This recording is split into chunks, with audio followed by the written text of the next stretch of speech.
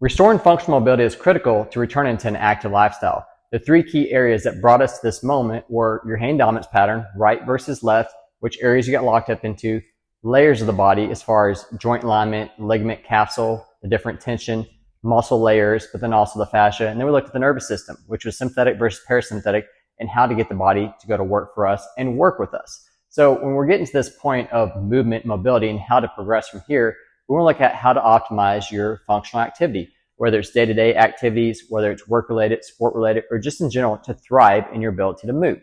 So we want to understand the key areas that we're going to move on from here. The first is mobility, movement of the joint. When we get that joint to line up, we can connect with your joint receptors.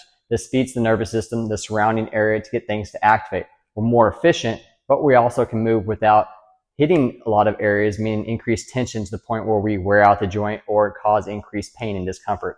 Second, we're going to look at flexibility of the muscle. This is imperative whenever we're being dynamic, meaning moving with outside of our base of support.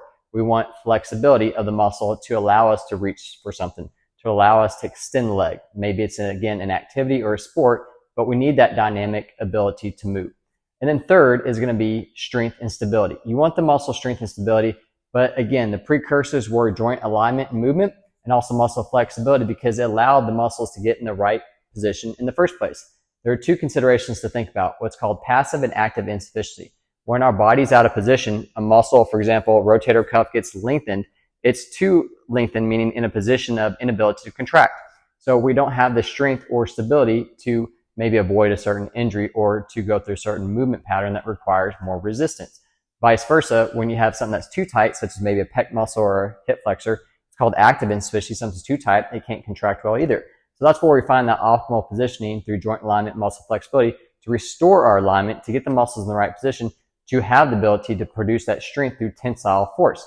So it's understanding the mechanics and alignment of the muscle. Then we go into balance, being dynamic. This is where we're thriving in the activity. Because again, when you have the alignment of the joint as far as the mobility goes, the flexibility of the muscle, and the strength of the muscle, then we have that stability to be dynamic, reach out, but not lose our core, meaning our ability to hold that position against gravity.